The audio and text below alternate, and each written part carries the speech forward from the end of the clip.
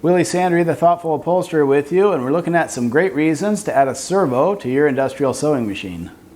Well, the main benefits to installing a servo motor like this CSM 550-1 are that it's quieter than a clutch motor and it's actually much easier to control the speed.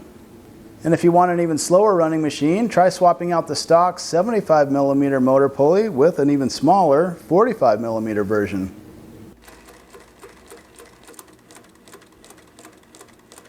Or you could go with a more advanced brushless digital servo like this Consew CSM 3001.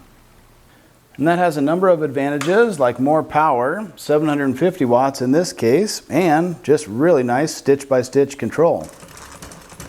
I can easily adjust the maximum speed with the plus-minus buttons on the controller.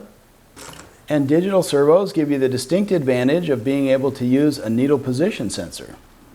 And if you're using that needle position sensor, you can program it to stop in the needle up position or the needle down position with the N button. So not only do you get stitch-by-stitch control, but you know it's going to stop in the needle down position, so you won't skip that stitch on the corner. And a quick heel tap on the pedal will quickly raise up that needle and let you easily release your material.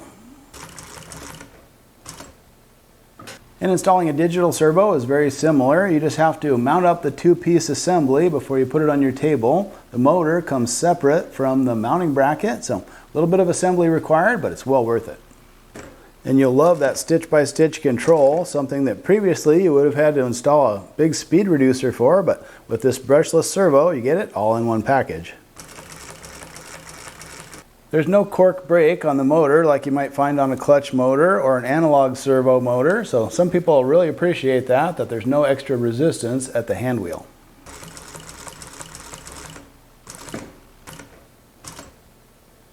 So installing a servo motor on your industrial machine can be a great way to slow it down and give you some more power, whether that's a standard analog style servo or something fancier like a brushless digital servo. Both can be great options.